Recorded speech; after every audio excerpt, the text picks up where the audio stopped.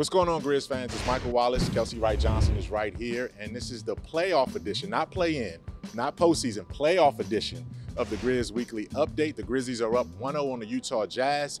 Now, Kelcey, they have a couple of days before heading into Game 2 on Wednesday in Salt Lake City. Before we look forward to Game 2, let's look back on Game 1 and discuss our biggest takeaways. What were you most impressed with coming off of that first round victory, the first game victory over the Utah Jazz, that stunner in Salt Lake City? Ooh. Okay, first of all, I love this sound of playoff. Love that. Playoffs.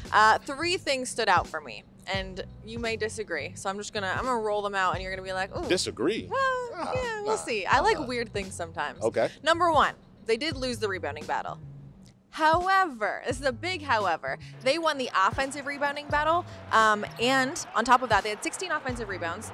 They had 14 second chance points. And I think that just says a lot about the grit and the grind. How corny is that? I love that, though, and I love that they were able to do that. Those possessions mean so much when it comes down to a 112-109 victory over the #1 seed. Number two, they forced Jazz into 16 turnovers, capitalized for 15 points off of those turnovers. Again, that's the grit that I love to see.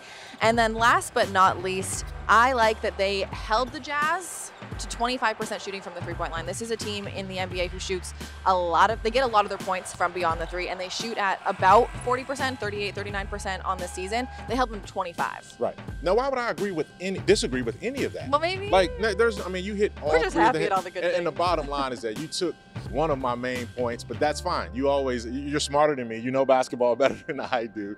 And it's one of those things where, look, the one thing I do want to mention, though, is 29-5.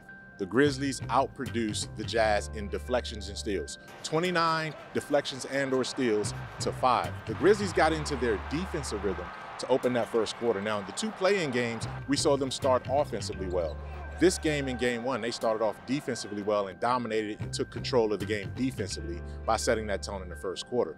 Now, you got some wrinkles and some adjustments to make between, Games 1 and 2, and one of the biggest hurdles that the Grizzlies are going to have to get over now is the reinsertion of Donovan Mitchell. He's going to be back. There was a little bit of controversy in terms of how and why he sat out of Game 1, but he's definitely going to be back for Game 2.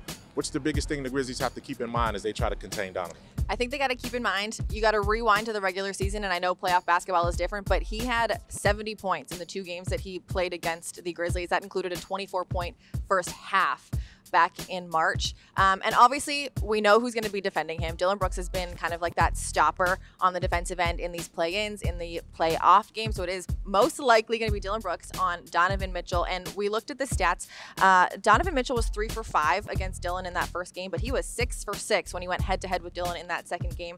Donovan Mitchell comes off a lot of screens, and I'm maybe not nervous, that's the wrong word, Mike, but you need to focus on Donovan Mitchell coming off the screen. That includes the big hedging up. It includes the guy going over on his defender, but you don't want to lose Rudy Gobert or Jordan Clarkson in that as well. So it is going to be a huge adjustment going into one of the most prolific scorers that's in the playoffs right now. I think, and to your point, I think obviously Mitchell brings in a lot more pressure, a lot more focus that the Grizzlies need to have, but you also have to understand how to defend the guys that are playing off of Donovan Mitchell.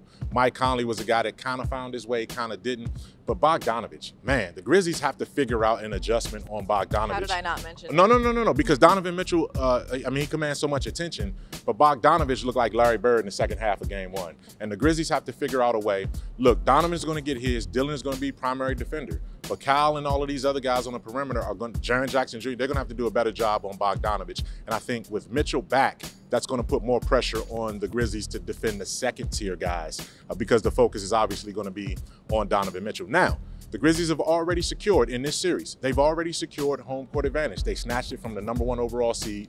In the playoffs, Games 3 and 4 are right here at FedEx Forum. Tickets are already on sale. Let's pack this place. It's going to be 55% capacity.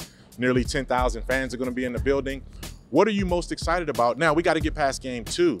But coming back for Games 3 and 4, the Grizzlies can really take control of this series. Mike, I got butterflies in my stomach when you just said that. 55% capacity. Now, you have been in FedEx Forum for a playoff game. Yes. I have never. So you tell me what you're looking excited for. Oh, my God. We saw a hint of it in a play-in game with San Antonio. You had the rally towels waving. You had the lint. You had the whoop that trick coming out.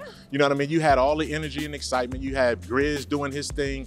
And it's just one of those situations where that fan and that crowd push these young Grizzlies, particularly with a young team playing at home in its first home playoff game. So you got a lot in common with this roster. It'll be their first home playoff game, not play-in, playoff, right? So, I mean, you got a lot to look forward to. Dillon Brooks has been the most tenured guy on Yes. this team right now, and this will be his very first playoff game here at FedEx Forum. So we're all kind of doing this together. I'm excited. And I think a lot of the guys, when we talked to them post game one, were saying that although the Jazz fans were loud and they were booing them and against them, they're using that to fuel themselves. And Ja had said he's so excited to have our fans repay the Utah Jazz when they come to town. And then the Grizzlies already took care of business in game one. Game two is Wednesday. They're coming back with no worse than a split and control of this series. Get your tickets for games 3 and games 4 right here at FedEx Forum, 901-888-HOOP, or at Grizzlies.com. And keep it locked on all of our Grizzlies playoff content at Grind City Media and Grizzlies.com.